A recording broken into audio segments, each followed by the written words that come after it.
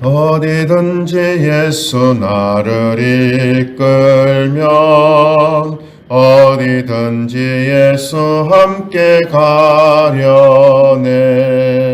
예수 함께하니 가면 나 걷고 예수님과 동행하면 겁없네. 어디를 가든지 겁낼 것 없네. 어디든지 예수 함께 가려네.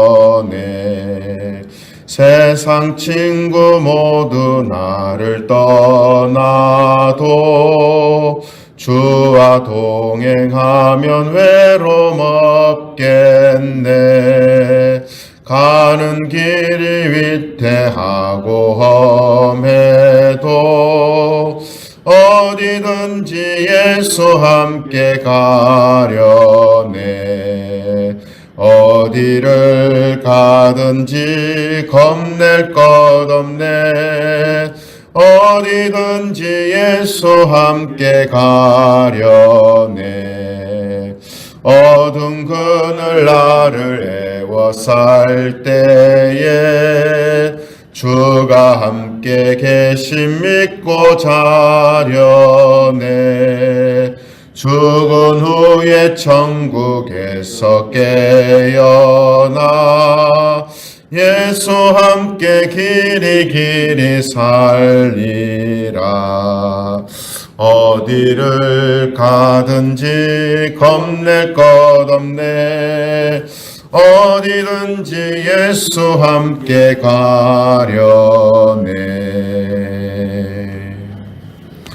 성경 말씀 봉독합니다. 로마서 10장 16절에서 21절 말씀입니다. 로마서 10장 16절부터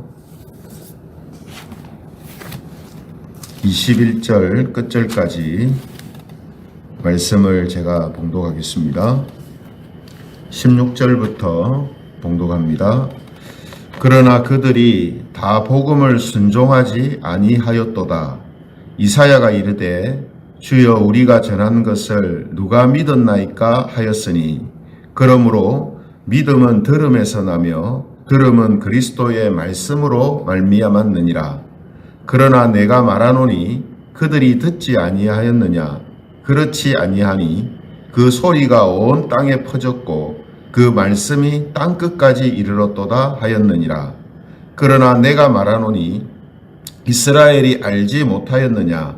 먼저 모세가 이르되 내가 백성 아닌 자로서 너희를 시기하게 하며 미련한 백성으로서 너희를 노엽게 하리라 하였고, 이사야는 매우 담대하여 내가 나를 찾지 아니한 자들에게 찾은 바 되고 내게 묻지 아니한 자들에게 나타났노라 말하였고, 같이 읽겠습니다.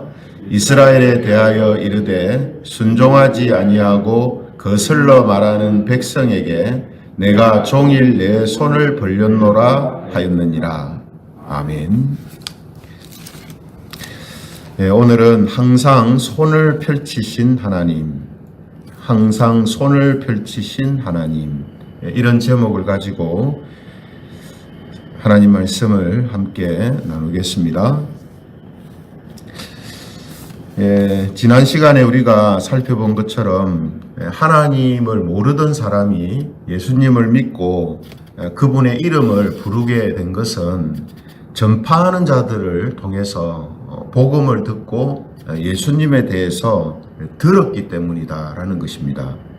그래서 저와 여러분들도 가만히 생각해 보면 예수님을 믿게 된 것이 누군가에 의해서 들었기 때문에 교회에 오게 되고 또 예수님을 믿게 되었다라는 것을 우리가 알게 됩니다. 그런데 하나님께서는 구약의 선지자들을 통해서 이스라엘한테도 복음을 전하고 또 그들에게 예수님에 대하여서 알려주었다라는 것입니다. 그런데 이스라엘의 입장에서 생각할 때 자기들은 예수님에 대해서 들은 적이 없다라고 생각을 한다는 겁니다. 그래서 오늘 그렇게 생각하는 이스라엘에 대하여서 하나님은 그들에게 분명히 말씀을 전했고 또 복음을 들을 수 있도록 하셨다라는 사실을 설명을 하고 있습니다. 그래서 오늘 이스라엘한테도 복음을 전했지만 그 결과는 어떻게 됐느냐? 16절 그 말씀에 나오는 것처럼 그러나 그들이 다 복음을 순종하지 아니하였도다. 이사야가 이르되 주여 우리가 전한 것을 누가 믿었나이까 하였으니 이렇게 말씀합니다. 그래서 복음을 들음으로 또 예수님에 대해서 들음으로 믿음이라는 것이 생기고 구원을 얻는다 이렇게 하니까 이스라엘의 입장에서 생각할 때 우리가 예수님에 대해서 들은 적이 없다라는 그런 이제 생각을 한다는 겁니다. 하지만 그 방금 말씀을 읽은 것처럼 그들이 복음을 듣고도 이제 순종하지 않았다라고 말씀한다는 거죠. 그래서 이사야의 말을 인용하고 있는데요. 이사야 53장 1절에서 이 말을 했거든요. 근데 이사야 53장은 뭘 우리에게 알려주는 그 내용이냐 하면 고난받는 메시아에 대해서 알려주는 장입니다. 고난받는 메시아. 그런데 이사야 53장 1절에서 우리가 전한 것을 누가 믿었나이까 이렇게 이야기를 했다는 겁니다. 그러니 이 말은 무슨 말입니까? 분명히 예수님에 대하여서 복음에 대하여서 계시하셨다는 거죠. 이스라엘에게 알려주었다는 겁니다. 그러므로 17절의 말씀처럼 믿음은 들음에서 나고 들음은 그리스도의 말씀으로 말미암았다라는 것이 틀림없다라는 것입니다. 그런데도 이스라엘은 자기들이 듣지 않아서 예수님을 몰랐고 또 예수님을 믿지 않았다, 믿지 못하고 있다 이렇게 이야기를 한다는 거죠. 그래서 18절에 보시면요 다시 상세하게 그 부분에 대해서 설명을 합니다. 왜 이렇게 이 부분을 이제 설명을 상세하게 하느냐 하면 이건 이스라엘만이 아니고요 일반 사람들도 이렇게 생각할 수 있거든요. 일반 사람들도 우리 들은 적 없다. 내가 예수님에 대해서 들은 적도 없고 복음에 대해서 들은 적도 없고 하나님에 대해서 들은 적도 없다. 이제 이렇게 이야기를 할 수 있거든요. 하지만 일반 사람들은 일단 모든 자연 계시를 일단 통해서도 하나님이 계신다라는 것이 사람들에게 보여지고 또 알려지잖아요. 그래서 사람들이 자연 만물을 보면서도 뭔가 신비함을 느끼고 신적인 존재가 있다라는 것을 은연중에 느끼거든요. 그죠? 그런 부분을 통해서 일반 사람들도 하나님이 있는 줄 몰랐다, 이 세상에 주인이 있는 줄 몰랐다 이런 이야기들을 할 수가 없는 것이고 또 좀 더 세밀하게 들어가면 예수님에 대하여서 복음에 대하여서 하나님에 대하여서 그들이 듣지 못했기 때문에 믿지 못했다 이런 이야기들을 할 수가 없는 부분이 있다는 겁니다. 특별히 이스라엘 같은 경우는 더 그래요. 이스라엘 같은 경우에는 그들의 역사 자체가 조상 대대로 하나님이 함께 하시고 역사하셨던 민족이잖아요. 그런데 복음에 대해서 듣지 못했다. 이거는 그들이 지금 잘못 생각하고 있는 것이죠. 그래서 18절에 보시면은 또다시 이야기를 합니다. 그러나 내가 말하노니 그들이 듣지 아니하였느냐? 그렇지 아니하니라고 이야기합니다. 들었다는 거죠, 분명히. 그러면서 시편 19편 4절 말씀을 인용을 합니다. 시편 19편 4절 말씀을 인용해가지고 그 소리가 온 땅에 퍼졌고 그 말씀이 땅끝까지 이르렀도다 하였느니라 이렇게 말씀합니다. 땅끝까지 퍼졌다는 말은 진짜 땅끝까지 갔다는 말이 아니라 이스라엘이 들을 수 있도록 편만하게 하나님의 말씀이 그들에게 전해졌다라는 것을 이렇게 이제 표현을 하는 거죠. 근데 이제 이렇게 이야기하니까 이스라엘의 입장에서는 또 뭐라고 하냐면 우리가 들었긴 들었는지 모르지만 깨닫지를 못했다는 거예요. 귀로는 들었는데 그게 정말 예수님을 이야기하는 건지 메시아에 대한 이야기인 건지 자기들은 깨닫지를 이제 못했다. 이렇게 이제 이야기를 한다는 거죠. 그 왜 이제 이런 이야기를 합니까? 듣지 못했다, 깨닫지 못했다. 왜 이렇게 이야기하냐면 믿음은 들음에서 난다고 하니까. 그러면 하나님이 알려주셔야 들을 거 아니냐. 하나님이 깨닫게 해주셔야 깨닫게 되지 않느냐. 그러니 우리 책임이 아닌 거 아니냐. 이렇게 또 연결이 되는 거예요. 그래서 그들은 들었다면 우리가 깨닫지 못했다. 깨닫지 못한 것은 하나님이 깨닫지 못한 거 아니냐. 이렇게 이제 생각을 한다는 거죠. 그래서 19절에 이렇게 말씀합니다. 그러나 내가 말하노니 이스라엘이 알지 못했느냐 이렇게 하겠죠. 알지 못하였느냐. 앞에는 뭐라고 했습니까? 듣지 아니하였느냐 했잖아요. 근데 19절에서는 뭐라 했습니까? 알지 못하였느냐. 이 말은 듣고 깨닫지를 못했단 말이냐? 아니다 이 말이죠. 그래서 신명기 32장 21절 말씀을 인용해서 대답을 합니다. 뭐라고 합니까? 19절에 보시면 먼저 모세가 이르되 내가 백성 아닌 자로서 너희를 시기하게 하며 미련한 백성으로서 너희를 노엽게 하리라 하였고 이렇게 되어 있습니다.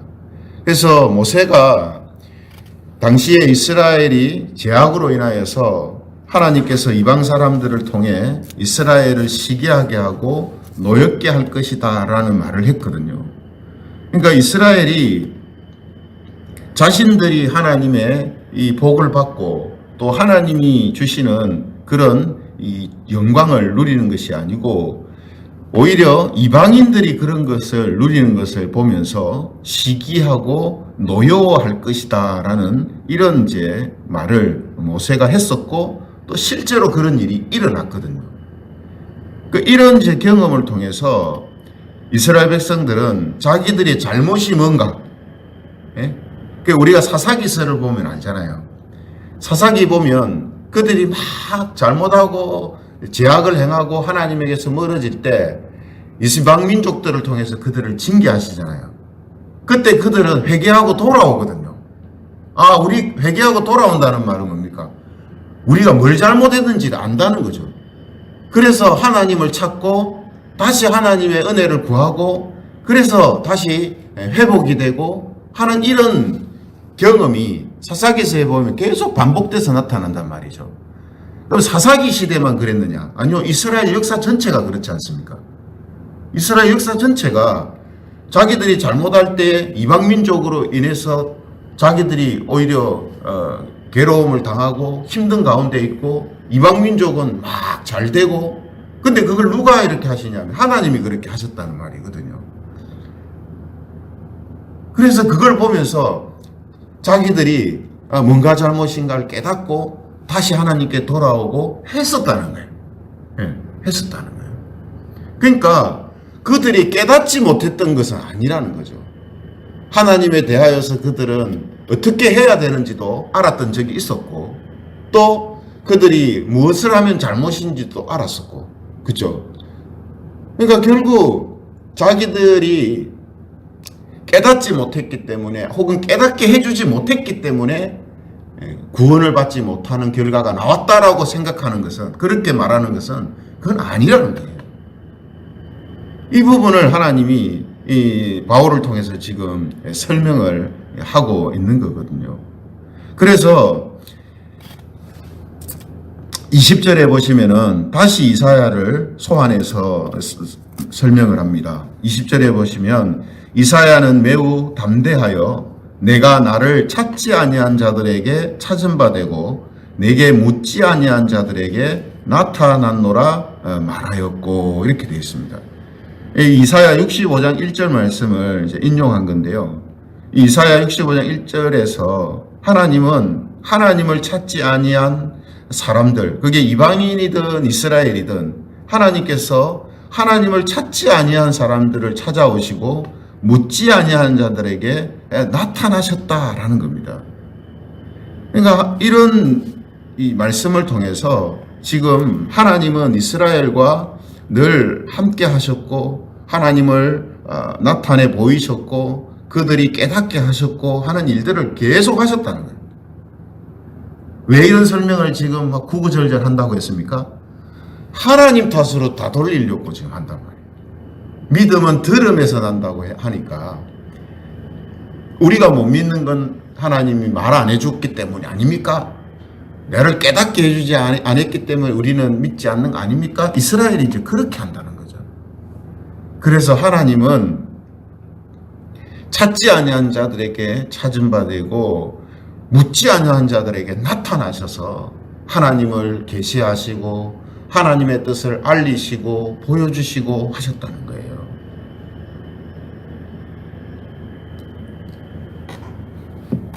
그래서 결론적으로 21절에 이렇게 말씀합니다. 이스라엘에 대하여 이르되 순종하지 아니하고 거슬러 말하는 백성에게 내가 종일 내 손을 벌렸노라 하였느니라. 예. 종일 하나님께서 이스라엘을 향하여서 하나님 자신을 계시하시고 보여주시고 깨닫게 하시고 하는 일들을 이스라엘 역사 속에서 계속 해오셨다는 거예요. 우리가 알잖아요. 우리가 그죠? 우리가 구약 성경을 보면서 와 정말 이스라엘이 이렇게 진짜 하나님한테 은혜를 받고도 이토록 이렇게 하나님께 거역하고 배반할 수 있는가? 그런 걸 우리가 느끼잖아요. 그러면 근데 동시에 뭡니까? 하나님께서 그럴 때마다 또 참으시고 또 다른 방편들을 통해서 그들을 깨닫게 하시고 깨우치게 하시고 돌아오게 하시는 일들을 계속 하셨잖아요. 계속. 그러니까 지금 그 부분을 설명하는 거예요. 그 부분을. 그래서 지금 이 이사야 10장 내용 전체가 지금 이스라엘에 대하여서 이스라엘의 구원에 대하여서 다루고 있기 때문에 이스라엘 백성들이 이런 반응을 보이기 때문에 바울이 이런 부분들을 쭉 지금 설명해 나가고 있다라는 겁니다. 그런데 이것은 이스라엘에게만 해당되는 것이 아니고 하나님을 한 번이라도 알았거나 혹은 뭐 지금으로 말하면 교회에 나왔거나 했던 사람들 그런 사람들이 이런 이야기를 충분히 할 수 있거든요. 못 들었다, 깨닫지 못했었다, 뭐 이렇게 할 수 있습니다. 하지만 그렇지가 않는 거죠. 저도 이제 청년 때 교회에 나오지 않았을 때가 있는데 교회에 나오지 않았지만 항상 마음에 찜찜함이 있었어요. 마음에 찜찜함이. 교회에 언젠간 가야 된다라는 그런 마음이 또 안 가면 안 된다는 이런 찜찜함이 계속 있거든요. 그런데 찜찜함이 그냥 뭐 생기는 게 아니라 듣기도 하고 보기도 하고 또 깨닫기도 하는 이런 일들을 통해서 그런 생각들이 자꾸 나는 거예요. 자꾸. 그러니까 결국 그러다가 나중에 뭐 설령 교회를 끝까지 안 나오게 됐다 치면은 오늘 이스라엘처럼 이렇게 말을 할 수 있느냐? 이렇게 말을 못 하는 거죠. 알지 못했다, 깨닫지 못했다, 하나님이 그렇게 안 해줘서 뭐 예수님을 못 믿었다, 뭐 이렇게 할 수가 없는 거예요. 그런데 여기에서 우리가 이제 알아야 할 것은 하나님께서 순종하지 않고 거슬러 말하는 이스라엘에게 종일 손을 벌리고 계셨다. 손을 벌렸다 이 말은요. 우리식으로 말하면 이래 팔을 벌리고 계셨다라는 이런 뜻이거든요. 그러니까 하나님이 항상 하나님이 이스라엘에게 이렇게 하나님을 계시하시고 알게 하시도록 하셨다라는 것입니다. 그런데도 지금 이스라엘은 예수님을 알아보지 못하고 십자가에 못 박혀 죽이고 또 하나님 탓이다라고 지금 말하면서 믿지 않고 있다라는 겁니다. 그런데 지금 이것 역시 또 다른 하나님의 지금 뜻이 이스라엘을 향하여서 펼쳐지고 있다라는 겁니다. 그것은 이제 11장에서 설명을 하는데요. 그것은 이제 11장에서 우리가 또 상세히 알아갈 것이고, 이 부분에서 이제 우리가 알아야 할 게 뭐냐 하면, 하나님께서는 하나님의 백성들이 복음을 듣고 또 하나님에 대하여서 알게 되고 깨달을 때까지 어떻게 한다고 했습니까? 항상 손을 펼치시고 계신다라는 것이죠. 손을 펼치시고 계신다라는 것입니다.